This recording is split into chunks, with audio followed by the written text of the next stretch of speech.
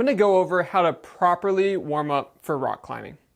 Before I get into this presentation, a special thanks to Jonathan Segrist for helping me with the photos and videos for this educational presentation. All right, so let's talk first about the phases of a warm-up. Before you get on the rock wall, you want to make sure that you increase blood flow with aerobic exercise. You then improve your mobility with dynamic stretching. You target your stability with some type of muscle activation exercise, and then you begin climbing with a gradual increase in route difficulty. And in this presentation, we're going to go through the details of each one of these steps. So first, increase blood flow. Now, to increase blood flow, about 5 to 10 minutes of some type of aerobic exercise is important, as this helps elevate your blood temperature. So anything that increases your heart rate, jumping jacks, a brief run, a spin on an exercise bike, running around the block, anything like that is fine. If you're climbing outside, the approach oftentimes fits the bill. And a simple guideline, once you start sweating, you're probably already warmed up.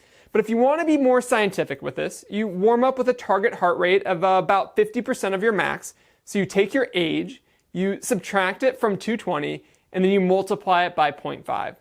But essentially, my rule of thumb is as long as you're sweating, as long as you're getting the blood circulating through your body, you're ready for the next phase of the warm-up. So the next phase is to improve your mobility. And this can be done a couple different ways. So there's static stretching. Static stretching is when you hold a single position to achieve a stretch. A common hold time is about 30 seconds. So an example of this is bending forward to touch your toes. There's ballistic stretching. So this is when you bounce in and out of a position to achieve a stretch. Common hold times are less than a second. And an example is bending down to touch your toes, but bouncing quickly several times at the bottom of the stretch. And the last part is dynamic stretching. This is the third type of stretching. It's where you smoothly run through a range of motion, going through a full range, spending equal time in each phase. So examples, bending down to touch your toes while counting to 3, and then coming back to that starting position while counting to 3. Now, of all these 3 different types of stretching, right before you get onto the rock wall, dynamic stretching is what is preferred.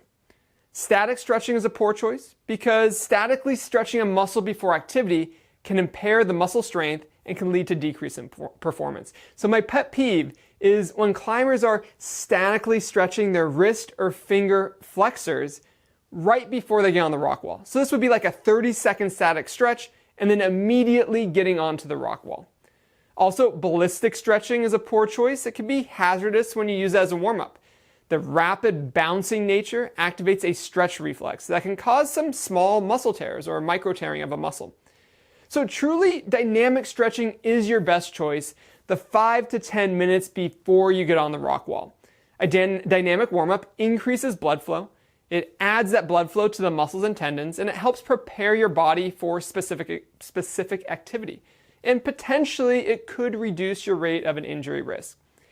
So when we're talking about these different types of stretches, and we know that dynamic stretching is preferred, there's still a time and a place for static as well as ballistic stretching. And even 10 minutes prior to climbing, those are fine. It's just cautioned, don't perform those right before you climb, and especially the wrist and the finger tendons. So what I typically do, I'll statically stretch my hips before I get on the rock wall, but then I'll follow it up with some type of dynamic stretch to use that mobility so I can then use it while I climb.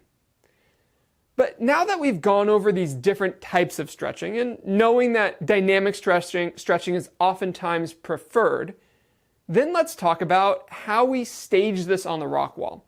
Because you want your stretching routine to mimic or mirror your sport, which is climbing. So I've broken this down into 4 different stages. The first stage is on-the-wall exercises. These are dynamic stretches that mirror movements or mimic movements that you would do on the wall, but you do it on the ground. The second is rotation. Since climbing is a multi-planar sport, we're not just in one plane of motion, we're rotating. We do want to involve rotation within our dynamic warm-up. The third part, the upper body. Dynamic stretches should warm up those muscle groups in the upper body that we use most when we climb. And then the fourth, the wrists and the fingers. And this will be a section where I target the smallest muscle groups with different types of tendon glides. So we have these 4 different stages. And we're going to start with the first one, on the wall. So with all these different on-the-wall warm-ups, you want to perform about 5 repetitions of each exercise. You'll hold the end position for about 1 to 3 seconds, and you'll smoothly flow in and out of the position. So let's start with the sideways and the reverse flags. Sideways flags, you're going to start standing upright, extending your arm and opposite leg as far as possible while you balance on the other leg. In the reverse flag, same thing, except you're going to balance and reach in opposite directions. Let's go ahead and take a look at the sideways and the reverse flags. Flag. Reach one arm up in the air as the opposite leg reaches to form a straight line. Reverse outside flag. Reach one arm in the air as the same side leg reaches to your opposite side. The next part of the on-the-wall exercise is a high step as well as a frogger. With the high step, you're going to flex your hip up towards your chest, grab your knee, pull it into your chest, and then release it back down to the floor. With a frogger position, you'll start in a toed outward crouch position.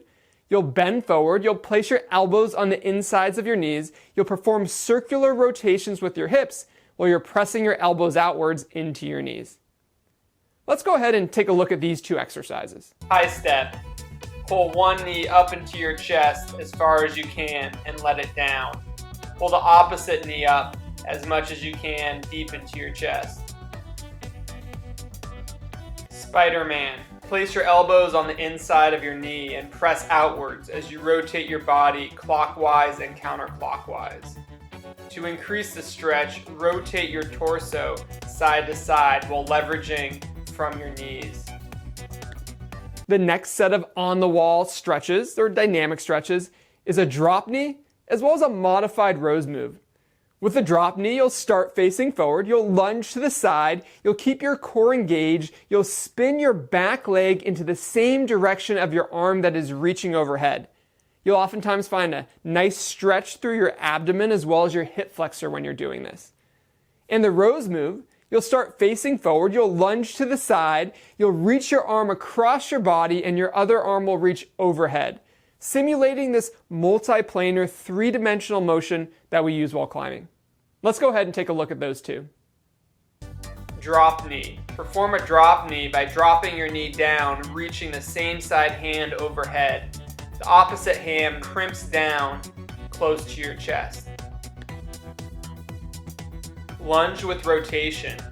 Lunge one leg out, bend the knee, and rotate the opposite arm across your body as your back arm reaches overhead. Perform the same thing on the other side. Lunge out as you reach that arm across your body. The opposite arm goes overhead.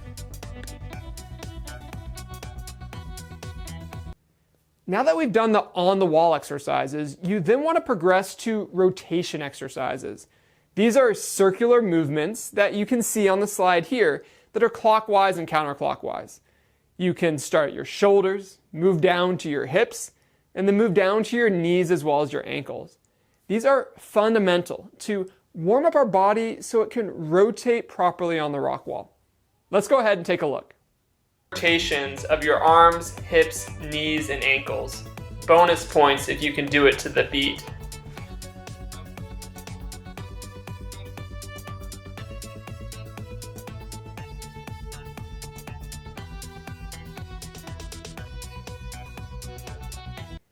Now that we've done the on the wall and we've then done the rotation, we then want to transition to the upper body. Warming up the upper body, the main muscle groups that we would use while we climb. Now for this, it's about 5 repetitions of each exercise. You want to hold the end position for about 1 to 3 seconds and flow in and out of the movement. Now this first exercise is the sun salute. With this, you'll start with your hands in a prayer pose at your chest. You'll push your palms together, you'll raise your arms upwards, you'll reverse your palms to the sky, and then you'll pull your elbows down towards your hips. Let's take a look at this exercise. Bring your arms up into the air, open your palms, and pull down. Prayer pose at your chest, arms up into the air, open the palms, and pull down. The next upper body warm-up is a cross body reach, and the one after that is a back tap. The cross body reach, which is going to warm up the back of your rotator cuff, as well as the back of your shoulder blade. You'll swing your arm across your body, press it with your opposite hand or your arm or your forearm into your chest, hold for about 3 seconds, and then swing it out the other direction.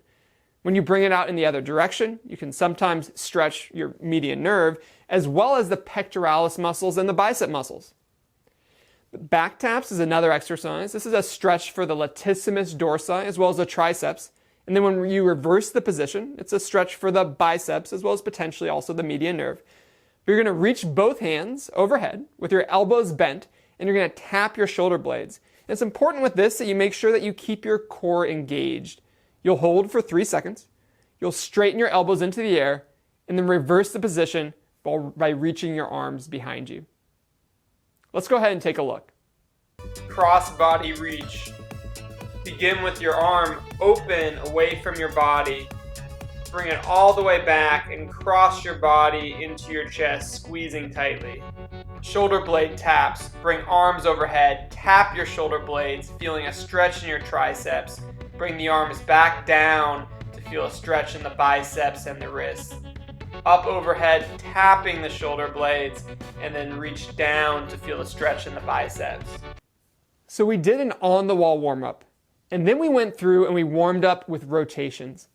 And then we warmed up our shoulders. Now it's time to warm up the wrists and fingers. Now with these exercises, I recommend about 10 repetitions of each exercise, but oftentimes I recommend to try them to fatigue. And with these, they're going to go through different tendon glides, first for the wrist and then for the fingers. So for the wrist, you're going to start with your wrist flexed and your elbow bent, just like this in this position. And then you'll straighten your elbow and extend your wrist backwards as you reach towards the ground. And then you're going to reverse this position, almost like a mantle into a Tyrannosaurus Rex or a Velociraptor arms. And you can do this up and down, or you can do this in different positions that mirror the sequences of your project. Either way, this is a great way to glide your tendons and to warm up your wrists in order to start climbing. Let's go ahead and take a look of what that looks like. Wrist tendon glides. Alternate between flexing the elbow and wrist and extending the elbow and wrist. Perform in sequences such as the maneuvers on your climbing route or project. And then finally, you want to warm up your finger tendons. You want to start with a straight hand. Slowly crimp your fingers into a hook fist, making sure your knuckles stay aligned with your wrist. Roll your fingers down into a full fist and then transition into a flat fist. And then reverse that entire position. These tendon glides help rotate or glide your tendons underneath the pulleys. They lubricate your fingers and they warm them up for climbing. So let's go ahead and take a look in detail of what a finger tendon glide looks like.